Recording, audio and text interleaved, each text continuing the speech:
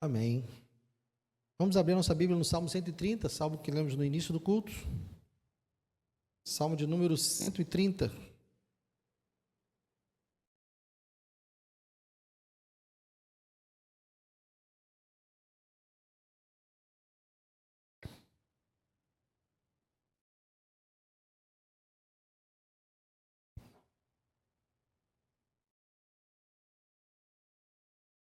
São 8 versículos apenas. Vamos ler todos juntos a uma só voz. Agora, com mais gente, né? Quando começamos tinha pouquinho. Agora vai ser um turbilhão de muitas águas. Com todo mundo lendo juntos, Salmo 130.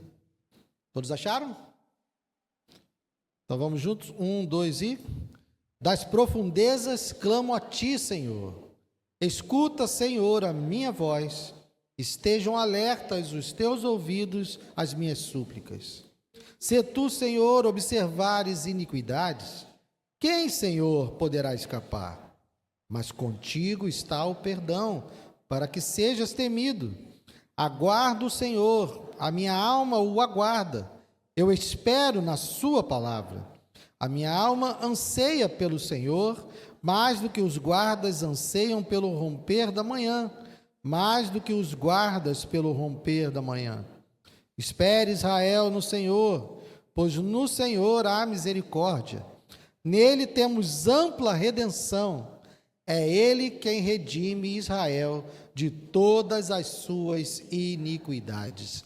Obrigado, Senhor, pela tua palavra. Te pedimos, ó Deus, que o Senhor venha e fale conosco nessa noite, ó Deus. Fale aos nossos corações, alimente, ó Deus, a tua igreja. E que não seja eu, mas que seja o Senhor a falar. E que os meus pensamentos não atrapalhem aquilo que o Senhor quer dizer. Que seja algo vindo de ti, porque é disso que nós precisamos, Senhor. Te peço e te agradeço em nome de Jesus. Amém. Pode sentar, querido.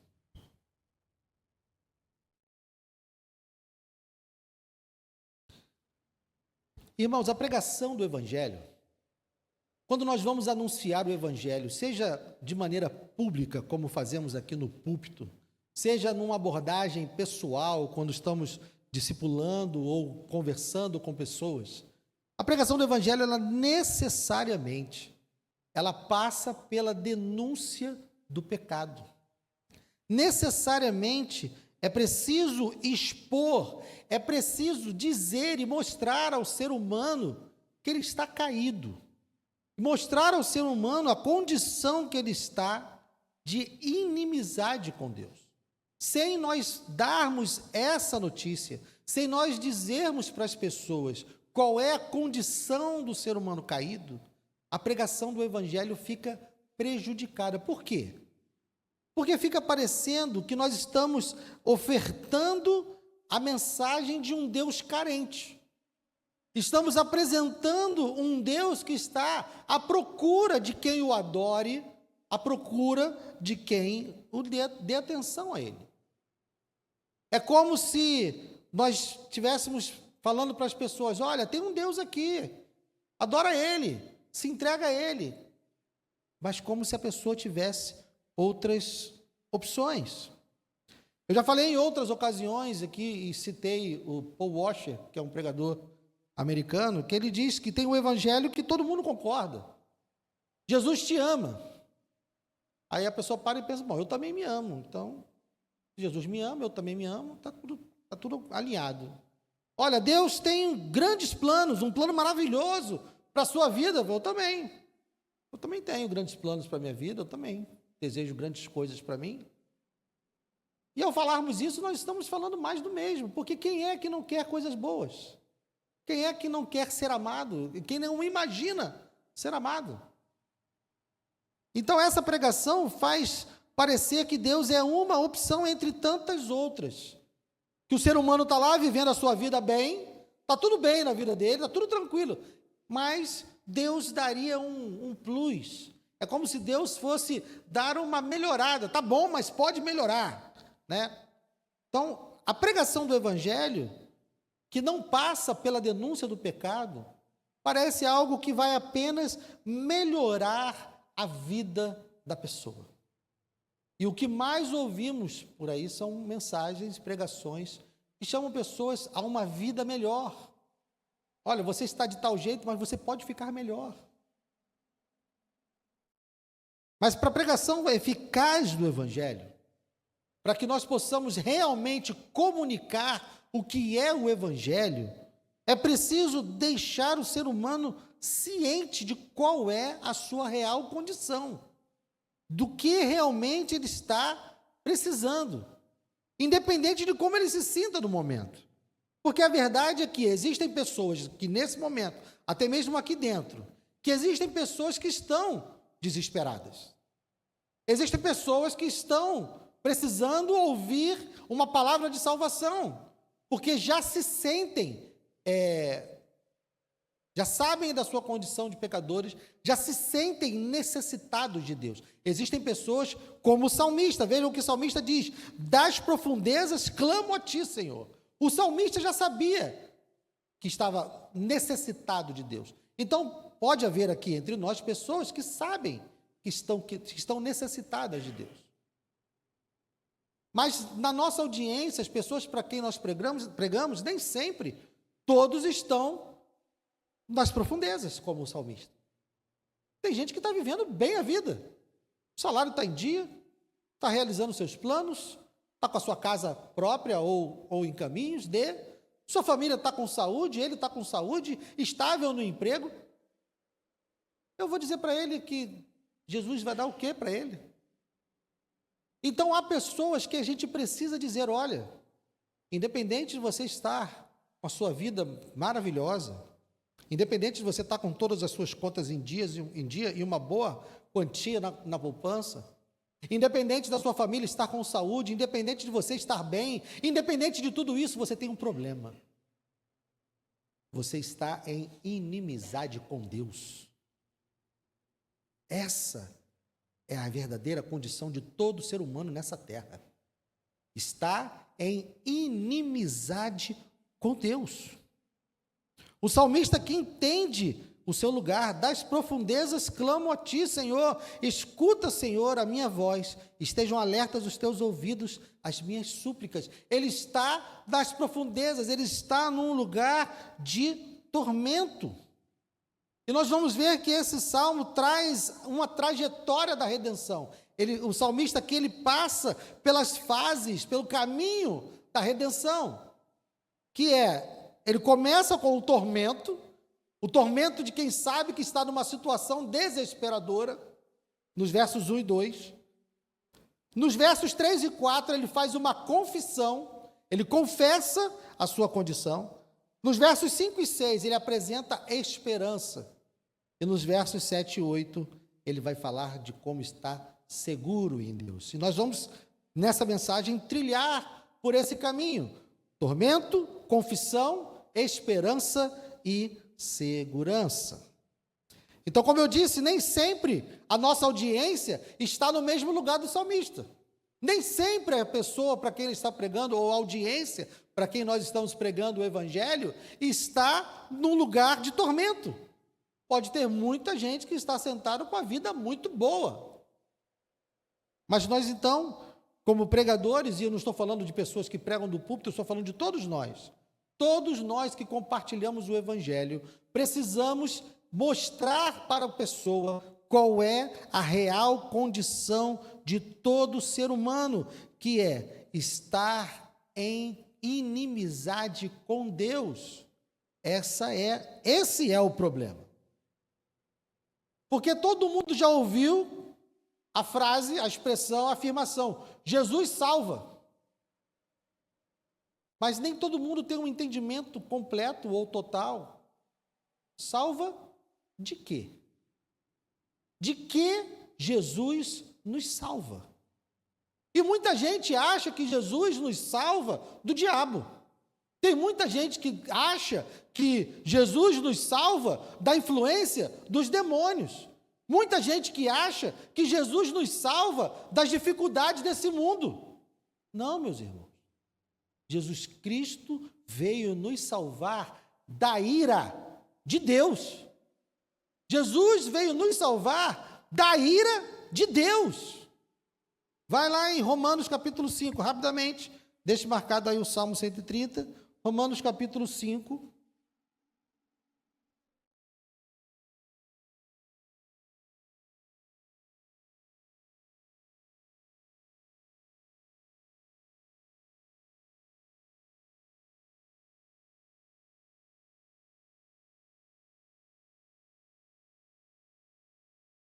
Romanos capítulo 5, dos versos 8 a 10.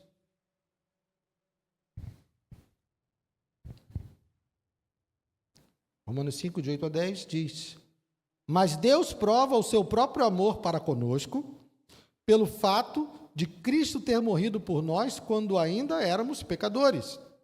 Logo, muito mais agora, sendo justificados pelo seu sangue, seremos por ele salvos da ira.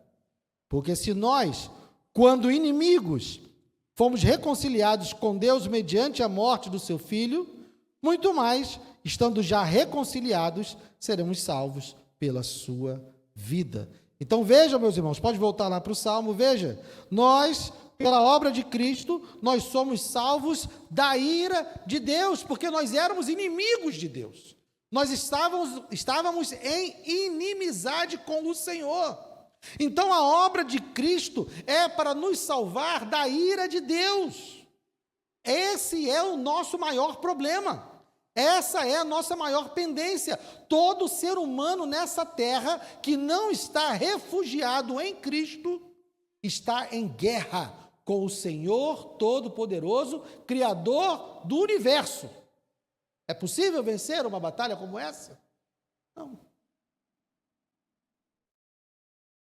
Então, meus irmãos, todo ser humano que acredita que há um Deus, todo ser humano que acredita que esse Deus é soberano e criador, todo mundo que acredita que esse Deus é o sustentador do universo e aquele que é responsável pela vida eterna, toda pessoa que crê nisso e ainda assim vive a sua vida como quer, e ainda assim faz as suas próprias escolhas e vive como se Deus não existisse, todo ser humano que vive assim deveria estar desesperado. Quem não está desesperado nesse mundo é porque não sabe quem é Deus e não sabe qual é a sua condição diante de Deus. Por isso que para pregarmos o Evangelho é preciso, primeiro, apresentar para essa audiência, para essa pessoa, qual é a sua condição, porque essa pessoa precisa estar desesperada. A realidade é desesperadora. É porque tem gente que está vivendo nesse mundo, parece aquela bandinha do Titanic, né? É porque as minhas referências são velhas. Então, o Titanic é um filme velho, talvez muitos de vocês não tenham visto, mas tem uma bandinha no Titanic, o navio está afundando.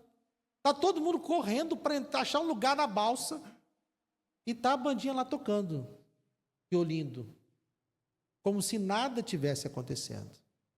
A verdade é que grande parte das pessoas nesse mundo estão vivendo em guerra com Deus, estão em inimizade com Deus e estão tocando violino, como se nada estivesse acontecendo. Por isso que a pregação do Evangelho passa pela denúncia da condição do ser humano, passa pela verdade de dizer, olha, você não está bem.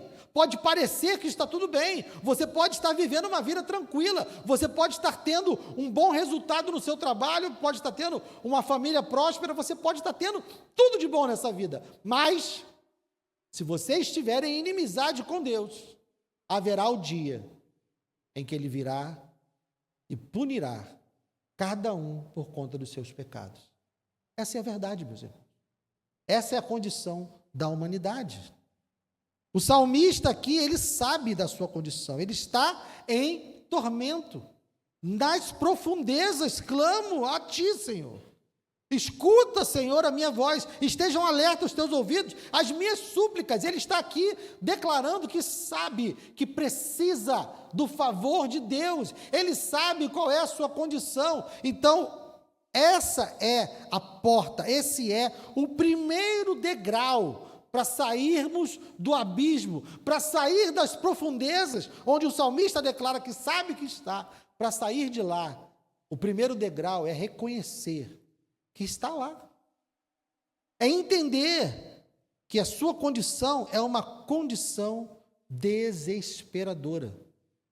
Independente de como a sua vida esteja, se você não está em Cristo, a sua condição, ela é desesperadora. Então, ao reconhecer a sua condição, o que o salmista faz? Ele faz uma confissão, versos 3 e 4. Se tu, Senhor, observares iniquidades, quem, Senhor, poderá escapar?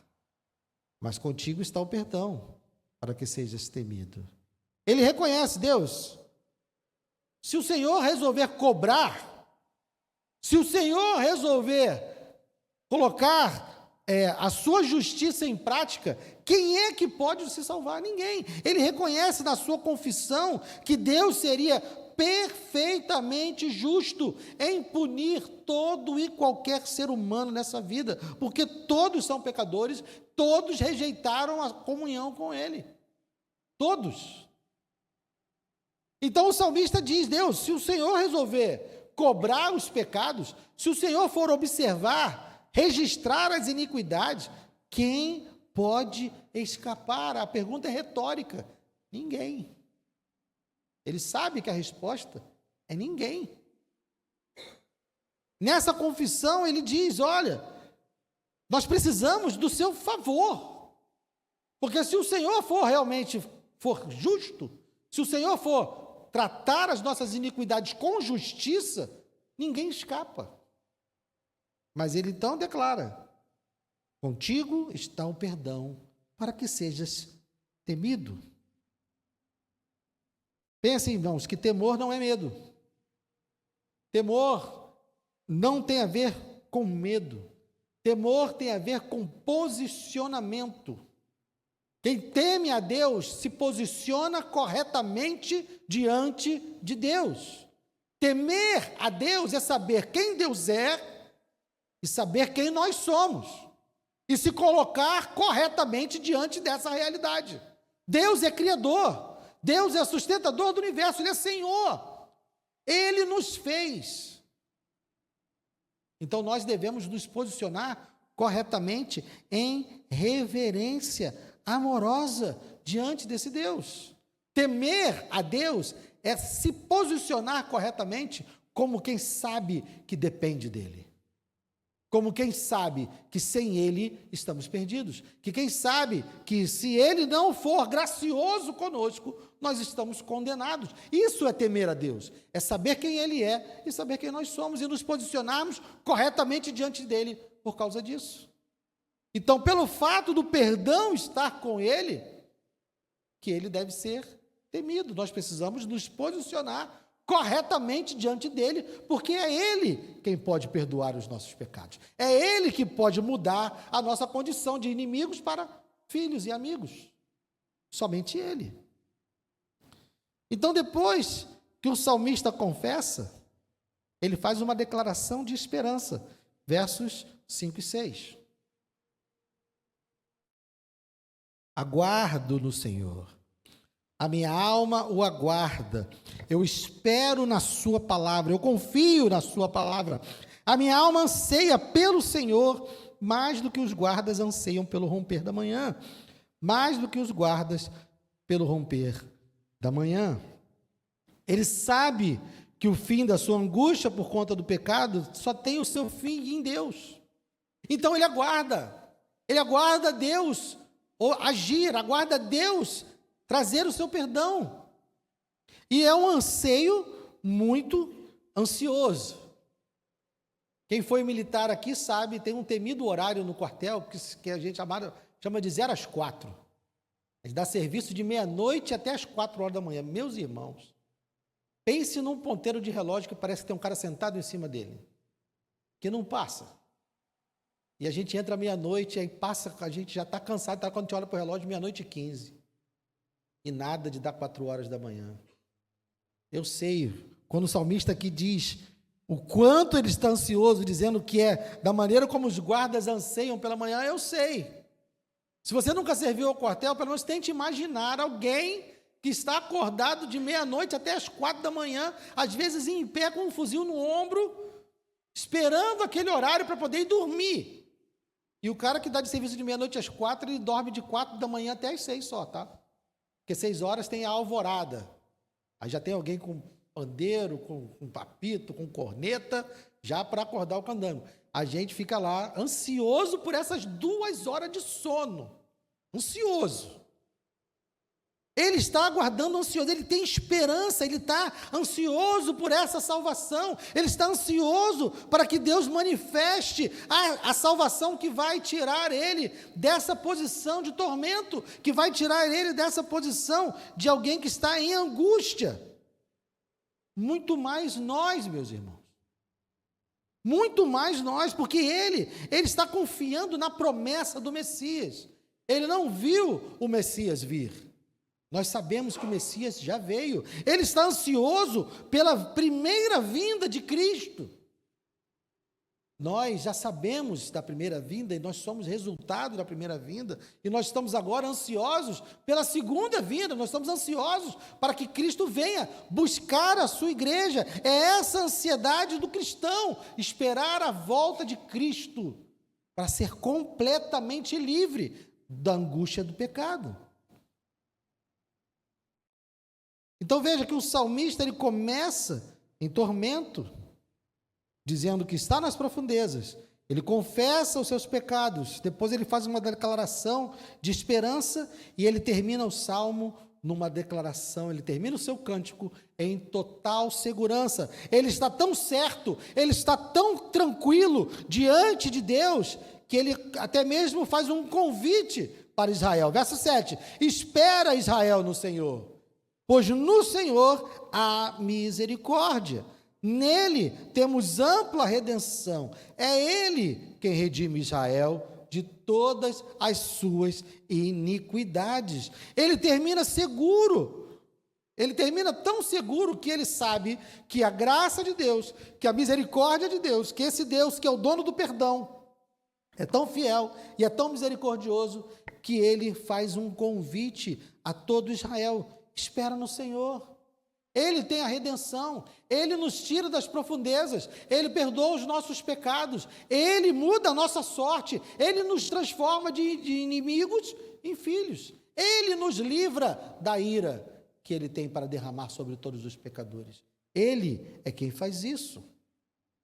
Então vejam, meus irmãos, embora a pregação do Evangelho passe por colocar o ouvinte num lugar de tormento, como eu disse no começo, nós precisamos dar às pessoas a realidade desesperadora de todo homem e mulher pecador que não tem Cristo. É uma situação desesperadora. Porque no dia em que Deus voltar para punir, para buscar a sua igreja e punir aqueles que não estão em Cristo, não haverá mais oportunidades. Então nós precisamos, como pregadores, nós precisamos, como irmãos, como todo aquele que anuncia o Evangelho, nós precisamos deixar claro para as pessoas qual é a condição que ela está. Mas embora o Evangelho comece nessa declaração, com essa má notícia, porque o Evangelho é boa notícia, mas para que essa boa notícia faça sentido, eu preciso primeiro dar a má notícia. As pessoas precisam entender qual é a real situação que elas estão. Então o Evangelho começa nesse lugar, colocando o ouvinte no lugar de tormento por conta dos seus pecados, por conta da ira de Deus. Mas o objetivo do Evangelho não é deixar a pessoa nesse lugar. A mensagem do Evangelho é a mensagem de esperança para o pecador. Então nós devemos sim dizer que ele está em pecado, está em inimizade com Deus, mas também o Evangelho nos mostra que o objetivo desse mesmo Deus, esse mesmo Deus que um dia virá punir com justiça todos os pecadores, esse mesmo Deus hoje, ele está salvando. O mesmo Deus que tem poder e direito de punir todos os pecadores, esse mesmo Deus hoje está salvando. E, meus irmãos, não é uma salvação qualquer. Esse Deus Todo-Poderoso, que criou todas as coisas, que sustenta todas as coisas, que tem total direito de exercer sua justiça sobre quem quer que seja, porque Ele que criou todas as coisas. Esse Deus, ele traz uma salvação que é custosa. A salvação que o Senhor nos traz não é uma salvação que não custa nada. Ela não custa nada para mim e para você. Ela é graciosa, é dada gratuitamente para mim e para você, mas ela custa algo. E o preço dessa salvação é pago por Ele. Avance um pouco, vamos lá no Evangelho de João, capítulo 3.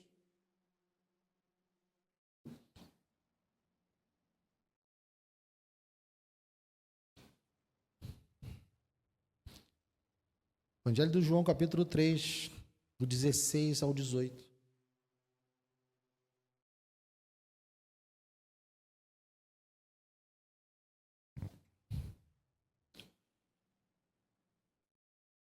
Eu sei que o 16 é o mais famoso, mas eu sempre gosto de ler até o 18.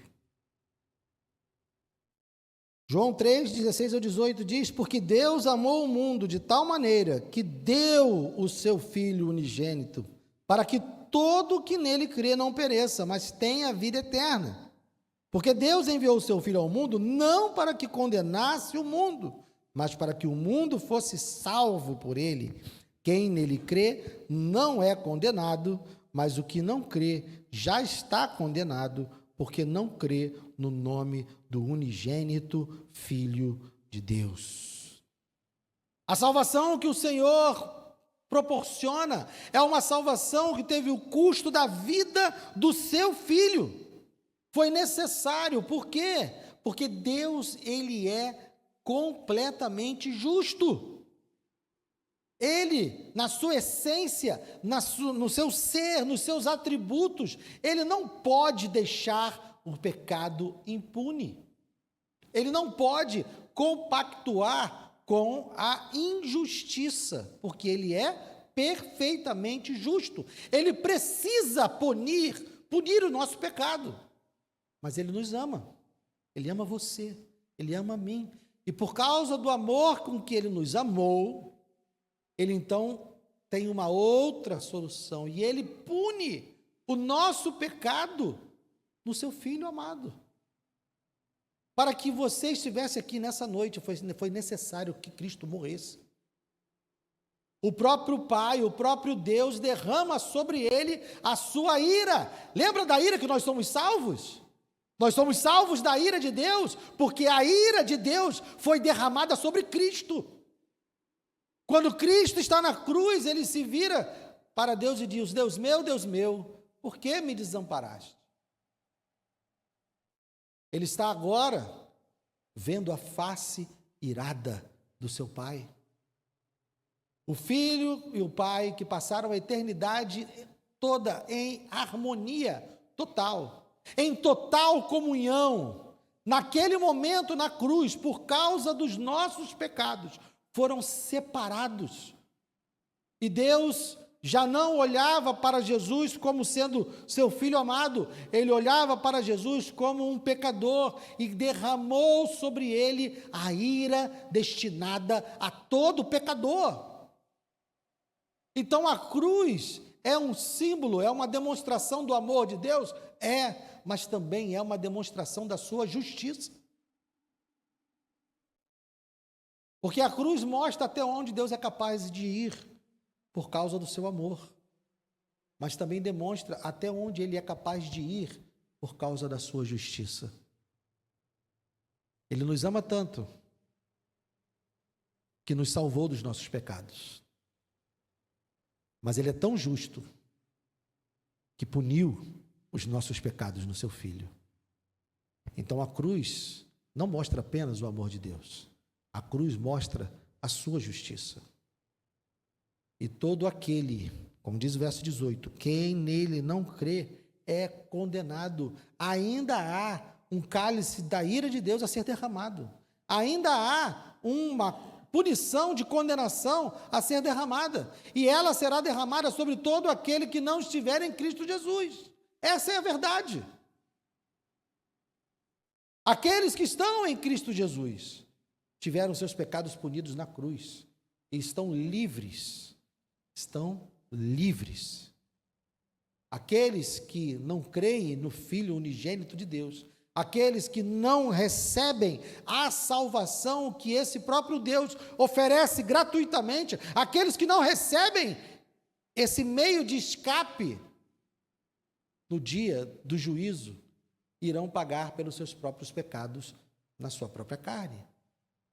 E aquilo que Deus derramou sobre Jesus, Ele derramará sobre todo pecador que não estiver em Cristo. E o fato dele ter derramado a sua ira sobre Jesus é a certeza de que ele não vai poupar ninguém. Porque se ele foi capaz de derramar a sua ira sobre o seu filho, o que ele fará com aqueles que insistem em não corresponder ao chamado do Evangelho? Essa é a realidade. Jesus veio para que o mundo fosse salvo. 17. Porque Deus enviou o seu Filho ao mundo, não para que condenasse o mundo, mas para que o mundo fosse salvo por ele. Jesus veio para nos salvar da ira de Deus. Mas quem não quiser essa salvação, quem não der ouvidos a essa salvação, quem não reconhecer os seus pecados, quem não confessar os seus pecados, não terá esperança no Evangelho e não tem segurança alguma, porque ele está condenado. E Deus vai puni-lo. Então, se você entrou aqui nessa noite e estava confiante da sua vida, porque está tudo dando certo, você está com saúde, sua conta bancária está ok, seus planos estão dando certo, sua vida está funcionando, mas você não está debaixo da autoridade de Cristo, você não confiou a sua vida a Ele, você não confessou os seus pecados e não declarou Ele como seu Senhor, então saiba que você está em maus lençóis. Se você já entrou aqui sabendo disso, se você já entrou aqui sabendo que é um pecador, se você já entrou aqui em tormento, você está no lugar certo. Porque não importa se você descobriu isso agora, ou se você já sabia disso quando entrou. Essa é a verdade. Todo ser humano sem Cristo está condenado e é inimigo de Deus. Mas, pela graça de Deus, a verdade não termina aí. Esse mesmo Deus, esse mesmo Senhor, Ele está salvando. Esse mesmo Senhor, em quem o salmista confiou, para confessar os seus pecados, sabendo que esse Deus é o dono do perdão, que esse Deus é gracioso, misericordioso. É esse Deus que está fazendo um convite a você nessa noite, para que você se renda, para que você confesse, para que você reconheça os seus pecados e declare a sua confiança nele. E viva de acordo com essa confiança. Porque o Evangelho é um chamado para toda a vida e para a vida inteira. Em que sentido? A vida toda e a vida inteira. A vida inteira no sentido que daqui até a morte, até a eternidade, eu estou com Cristo. Estou com Cristo por toda a eternidade. Enquanto a vida durar, eu estou com Cristo. E quem está em Cristo, a vida é eterna. Mas a vida toda quer dizer que todas as áreas da minha vida estarão debaixo do governo de Cristo. Tudo, minha carreira, meus planos, meu dinheiro, minha família, meus sonhos, meus planos, tudo. Essa deve ser a nossa meta. Ah, Guilherme, você vive assim? Não, meus irmãos, se eu disser para você que eu vivo assim, eu estou mentindo. Eu quero viver assim. Eu busco viver assim. Se eu disser para você que eu não acordo na segunda-feira de manhã sonhando um monte de coisa que é para mim, eu vou estar mentindo. Eu preciso parar e pensar, nossa, Senhor, me perdoa. Porque eu estou querendo coisas que são para mim, não para ti. Mas a nossa vida precisa estar totalmente em Cristo. Porque se estivermos nele, não há condenação para os nossos pecados. Todo aquele que está em Cristo não tem mais condenação dos seus pecados. E essa é a beleza do Evangelho, porque o Evangelho transforma aqueles que eram inimigos de Deus, aqueles que eram passíveis da punição de Deus, aqueles que eram passíveis de receber sobre si o cálice da ira de Deus. O Evangelho, pelo poder da cruz, pela obra de Cristo, transforma essas pessoas em filhos amados, dando a eles coerência com Cristo. A palavra nos chama de co-herdeiros com Cristo. Quando Deus olha para aqueles que estão em Cristo, Ele vê o seu Filho amado. Ele não enxerga mais aquele Guilherme nojento, pecador. Quando Ele olha para mim, pela graça dEle, pelo sangue de Cristo, quando Ele olha para mim, o que Ele vê é um homem santo, embora eu não seja ainda. Quando Ele olha para você, se você está em Cristo, o que Ele vê é um homem e uma mulher justos. Essa é a obra do Evangelho, essa é a beleza do Evangelho. E a mesa a qual nós vamos participar agora, essa mesa aponta para essa salvação custosa. Porque a mesa nos lembra do sangue e do corpo de Cristo, o corpo que foi moído em nosso favor, o corpo que levou sobre si as nossas transgressões e os nossos pecados, e o sangue que foi derramado para a purificação dos nossos pecados. Então, todas as vezes que nós celebramos a ceia do Senhor, nós estamos nos lembrando da nova aliança no sangue de Cristo, nós estamos nos lembrando da salvação que nos é proporcionada por Jesus Cristo. Porque até isso nós somos capazes de esquecer. Deus é tão bom, Deus é tão gracioso, tão misericordioso, que Ele sabe que nós temos a tendência de esquecer. E por isso Ele nos deixou um memorial. É por isso que a ceia do Senhor é chamada de memorial, para nós sermos lembrados do quanto custou a nossa salvação. Embora não tenha custado nada para mim, custou a Deus a vida do seu Filho. Custou a Deus derramar sobre ele o cálice da ira, que era meu e seu. Um preço que nós não pagaríamos por ninguém. Nenhum de nós aqui mataria o próprio filho para salvar um inimigo seu. E foi isso que Deus fez. Deus uniu o seu Filho por nós.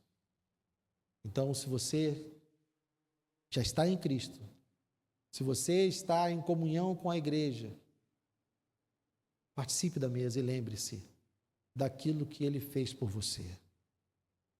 Se você está entre nós nessa noite e ainda não se rendeu a Cristo, se você está entre nós essa noite e ainda não trilhou esse caminho da tormenta até a segurança, ainda não confessou os seus pecados, faça isso hoje. Hoje. Tema ao Senhor, e como eu disse, temer não é ter medo. Saiba quem Deus é, saiba quem você é, se posicione corretamente diante dEle e faça como o salmista fez, e clame a Ele por perdão, entregue a sua vida a Ele e declare, como Ele diz no Salmo 130, das profundezas clamo a Ti, Senhor. Escuta, Senhor, a minha voz. Estejam alertas os Teus ouvidos às minhas súplicas. Faça essa oração e clame a Deus, para que você possa também encontrar abrigo e ser livre da condenação dos seus pecados. Amém? Queria chamar os irmãos que vão servir a mesa.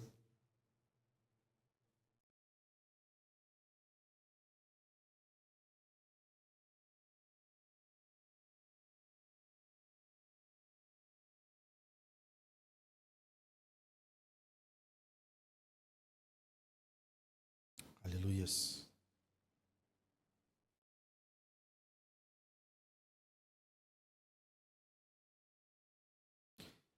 É uma obra que só Ele poderia fazer, meus irmãos.